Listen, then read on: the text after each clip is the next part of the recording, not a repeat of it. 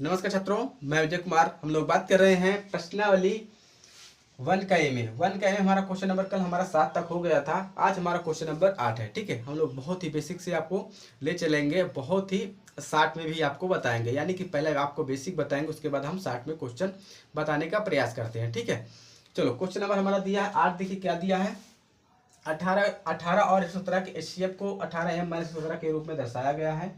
M का मान ज्ञात कीजिए, साथ ही 18 और 17 का एलसीएम ज्ञात कीजिए। ठीक है, तो ये आपका प्रश्न दिया। इसमें प्रश्न आपका दो बन रहे हैं। एक कह रहा है कि एम का मान निकालिए, एक कह रहा है एलसीएम का मान निकालिए। तो हम बहुत ही सरल शब्दों में इसे हल करेंगे और बनाएंगे क्वेश्चन को बढ़िया तरीके से। चलिए हल करते हैं। पहले हम क्या करेंगे, इसका हम एचसीएफ निकालेंगे। 18 17 हमारा क्या है, सेम संख्या है। यहाँ पर 18 17 हमारी क्या सेम संख्या है, यहाँ पर बशर्ते एम दे दिया है। ठीक है, पर यहाँ पर जो हमारी सेम संख्या दी है, इसको घबराने वाली बात नहीं है। इससे हम बहुत ही सरल तरीके से बनाने का प्रयास करेंगे। 18 117 का ये मान दी, 18 17 जो हमारा मान है। और क्या कह रहा है, यहाँ पर देखिए एचसीएफ का शब्द आ रहा है। ठीक है, तो हम क्या करेंगे, 18 17 का एचसीएफ निकालेंगे। 18 और 117 का निकालेंगे तो इसका बनेगा कितना खंड, 2 गुणे 3 गुणे 3। इसका क्या बनेगा, इसका बनेगा 13 गुणे 3 गुणे 3। या आप इसे निकाल सकते हैं कैसे, या आप इसे लिख सकते हैं 3 गुणे 13 गुणे 3 गुणे 13, ऐसे लिख सकते हैं। पर हम क्या करते हैं, आपको सीरियल इसलिए लिखते हैं, अभी आपको थोड़ा आगे समझ में आएगा कि ताकि आपको एचसीएफ निकालने में कोई परेशानी ना हो। जो अगर 17 का आप 17 का मान नहीं निकाल सकते हैं तो आप खंड द्वारा निकाल लीजिए। जैसे कि यहाँ पर हम 3 से कटाएंगे, 3 3 का 9, और यहाँ पर 2 बचेगा, यहाँ पर 3 आ जाएगा। ठीक है, 3 3 9 27, फिर 3 से कटा, 3 का 9 3, 3 3 का 9, 13 से 13 सेम संख्या आ गई ना। यहाँ पर बशर्ते 3 3 3 पहले दिया, 13 आपका अलग दिया। इससे आपको चिंता नहीं करना है, मैं आगे आपको बताऊंगा। ठीक है, एचसीएफ देखिए, एचसीएफ निकालेंगे इसका हम। तो एचसीएफ क्या कहता है कि जो हमारा कॉमन है हम सिर्फ उसे लेंगे, जो कॉमन नहीं लेंगे। कहने का मतलब जो हमसे मिल रहा है हम उसे अपने साथ में लेकर चलेंगे, बाकियों को हम साथ में छोड़ देंगे, वहीं छोड़ देंगे। तो 2 और 13 नहीं मिल रहा है, हमने छोड़ दिया। 3 और 3 सेम संख्या मिल रही है, हमने ले लिया। यहाँ पर 3 और 3 हमारी सेम संख्या मिल रही है, ले लिया। तो एचसीएफ हमारा कितना निकला, 3 3 का 9। अगर यहाँ पर मैं 3 कर देता, यहाँ पर 3 कर देता, यहाँ पर 13 कर देता, तो आपको एचसीएफ निकालने में परेशानी होती। इसीलिए मैं अलग नहीं किया, क्योंकि वहां पर मैं सेंटेंस में बैठा दिया। अगर आपको एकदम शार्ट में चाहिए एचसीएफ निकालने की, सर मुझे कोई दूसरा तरीका बता दो, मैं दूसरा तरीका बताया हूँ। जो हमारे न्यू बच्चे जुड़ रहे हैं वो न्यू आप बेसिक वाली को देखेंगे क्वेश्चन को, तो बेहतरीन तरीके से समझ जाएंगे कि एचसीएफ कैसे निकाला जाता है। फिर भी मैं आपको यहाँ पर बता देता हूँ एचसीएफ निकालने की है नया तरीका। 18 और 117 आपका दिया है। सबसे छोटी संख्या देखेंगे कौन सी हमारी है, 18। 18 दी सबसे छोटी संख्या। सबसे बड़ी संख्या क्या है हमारे, 117। भाग करा देंगे, 18 छंगा 108। ठीक है, अब घटा देंगे, कितना बचेगा आपका, 9। 9 का भाग करा देंगे किसमें, 18 में। 9 दुनिया 18, काट देंगे, कट जाएगा। कौन काटा, 9 काटा। यहाँ पर कहेंगे कि सर आपने 117 118 का शेष आया, तो शेष को आप इसमें क्यों भाग करा रहे हैं बेटा। जब आप यूपीएससी का यूपीएससी या यूपीएससी छोड़िए, यूपी पे तो आईएफपीसी में आता है। जब आप एसएससी लेवल में क्वेश्चन को तैयारी करेंगे, यानी कि यूपी पुलिस, यूपी लेखपाल, कोई भी एसएससी एग्जाम का आप पेपर देंगे, चाहे एसएससी जीडी हो, कोई भी वन एग्जाम का आप देंगे, तो वहां पर बाकायदा आपका एलसीएम और एचसीएफ क्या दिया है, चैप्टर दिया है बढ़िया सा। तो एचसीएफ जब हम लोग वहां निकालते हैं तो इस तरीके से निकालते हैं। मैंने इसका बेसिक से बताया है पहले ही वीडियो में, वहां पर जाकर देख लेंगे तो समझ जाएंगे आप लोग। ठीक है, क्योंकि आगे हम लोग बढ़ते हैं क्वेश्चन की तरफ। तो कितना आया आपका एचसीएफ, यहाँ पे 9 आया और यहाँ पर 9 आया, पर यहाँ पर निकालने के लिए हम बहुत जल्दी कर लिए। ठीक है, चलो आगे बढ़ते हैं। अब क्या कह रहा है, एम का मान निकालिए। तो एम का मान कैसे निकालेंगे, यहाँ पर दिया है 18m, निकालेंगे एम का मान। 18m माइनस में 117 बराबर में क्या करेंगे हम लोग, एचसीएफ का मान रख देंगे। एचसीएफ का मान 9। ठीक है, एचसीएफ का मान हम 9 ने रख दिया। या आप ना समझ में आ जाए, ना आए तो आप 18 17 का 18 और आपका कितना है 117 कोष्टक में लिख देंगे एचसीएफ। ठीक है, तो ये आपका रख दिया हमने। तो क्या करेंगे 18 m माइनस में 117 इतने का हमने क्या निकाला था HCF 9। यहाँ पर देखिए ये वाली संख्या 9। आगे बढ़ाएंगे क्वेश्चन को 18 m माइनस में 117 बराबर में 9। 117 को उस साइड भेज देंगे तो कितना हो जाएगा 9 प्लस में 117 ये हो जाएगा आपका, जोड़ेंगे तो क्या आ जाएगा 126। तो m बराबर यहाँ पर भाग कराएंगे तो कितना आ जाएगा 7। एक तो आपका निकल आया। दूसरा कह रहा है कि एलसीएम निकालिए। एलसीएम निकालने के लिए मैंने आपको फार्मूला पहले ही बताया था, n1 गुणे n2 बराबर में क्या होगा एलसीएम गुणे HCF। नोट कर लेना जो हमारे न्यू बच्चे हैं जोड़ रहे हैं, HCF यहाँ पर F रहेगा। तो n1 का मतलब आपका कौन संख्या हो गई n1 आपकी ये हो गई 18। n2 आपकी क्या हो गई ये।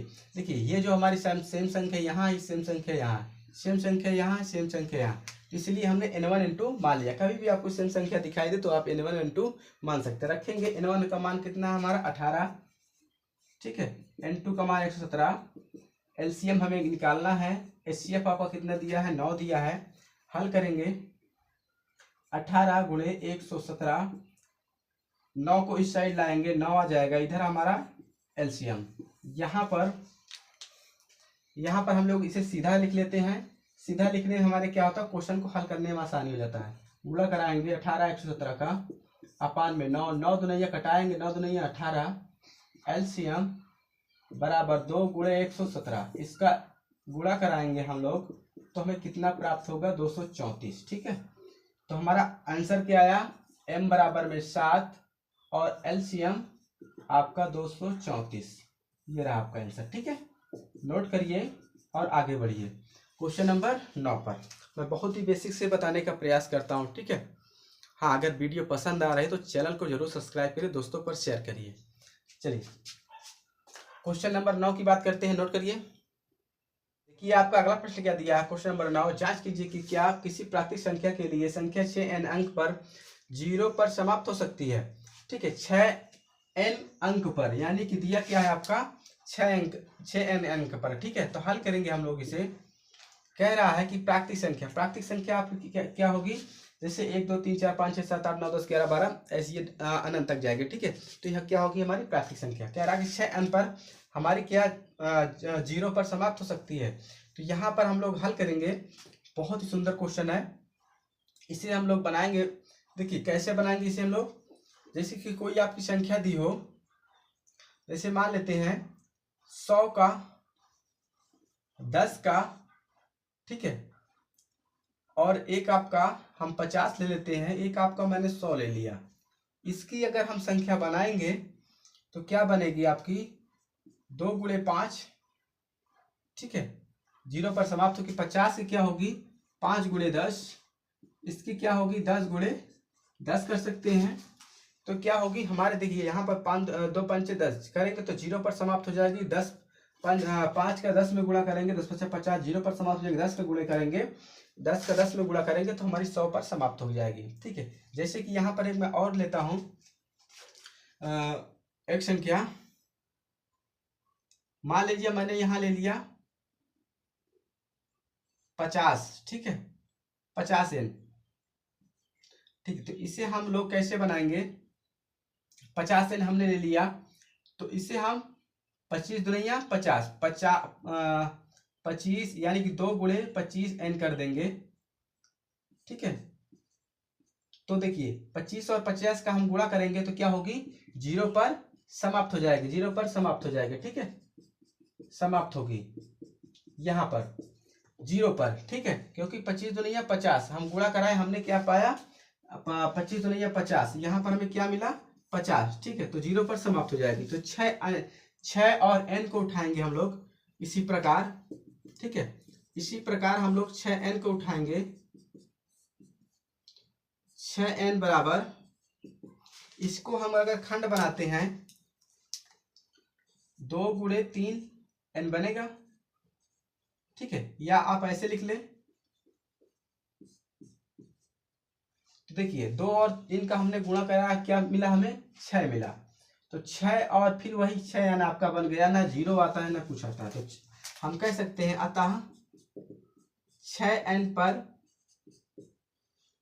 6n अंक पर 0 पर समाप्त नहीं होगी। बस इसमें कुछ नहीं करना था, बताना था कि 6 जो कि 6 पर जो n की मात्रा लगी है वो 0 पर समाप्त हो सकती है नहीं, बस इतना करना था, इसमें कुछ करना नहीं था। ठीक है, क्वेश्चन को दर्शाना था, हमने दर्शा दिया, इतना होगा। ठीक है, क्वेश्चन नंबर नोट करिए। क्वेश्चन नंबर 10 पर आते हैं। जो बच्चों को ना समझ में आए तो जरूर कमेंट करें। नोट करिए। अगला प्रश्न क्या दिया आपका, क्वेश्चन नंबर 10, व्याख्या कीजिए कि 7 गुणे 11 गुणे 13 प्लस 13 और 7 गुणे 6 गुणे 5 गुणे 4 गुणे 3 गुणे 2 गुणे 1 प्लस में 5 भाज्य संख्याएं क्यों है। हमें बताना है ये भाज्य संख्या क्यों है। भाज्य का मतलब जो पूरी तरीके से क्वेश्चन को काट दे। ठीक है, चले हल करेंगे। पहले वाले को हल करेंगे। 7 गुणे 11 गुणे 13 गुणे 7 गुणे 11 गुणे 13 प्लस में 13 है। ठीक है, ये है। इसको क्या करेंगे हम लोग, गुणा करा देंगे। सभी को हम क्या करेंगे, गुणा कराएंगे तो हमें क्या प्राप्त होगा, 1014।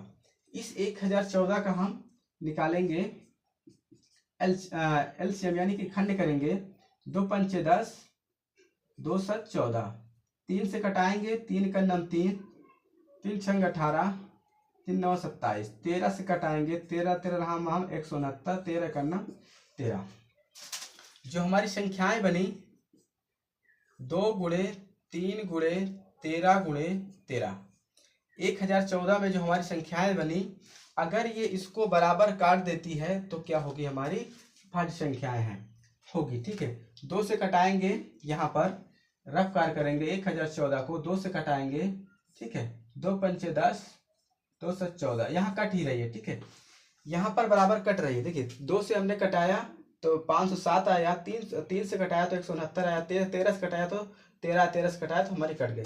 तो हम कह सकते हैं अतः इन संख्याओं से, अतः ये संख्याएं यानी कि ये संख्याएं भाज्य संख्याएं हैं। ठीक है, भाज्य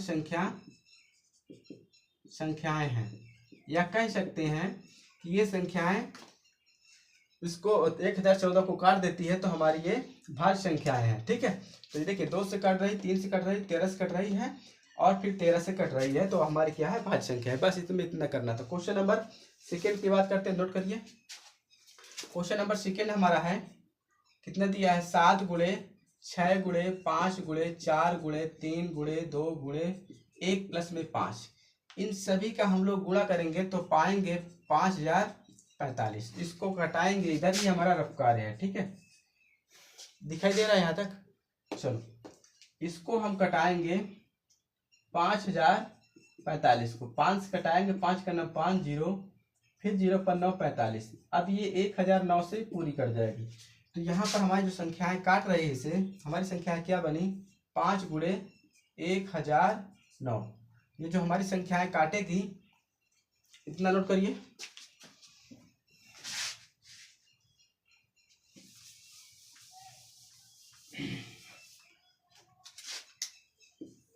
क्या है, 5045 को कौन कौन संख्याएं काट रही है, 5 गुणे 1009। ठीक है, तो हम कह सकते हैं अतः ये भाज्य संख्या है। ठीक है, ये भाज्य संख्या है और ये संख्याएं, ये का मतलब 5 गुणे 5 1009 आपस में यानी कि काट दे रही है। ठीक है, काट दे रही है तो भाज्य संख्या है।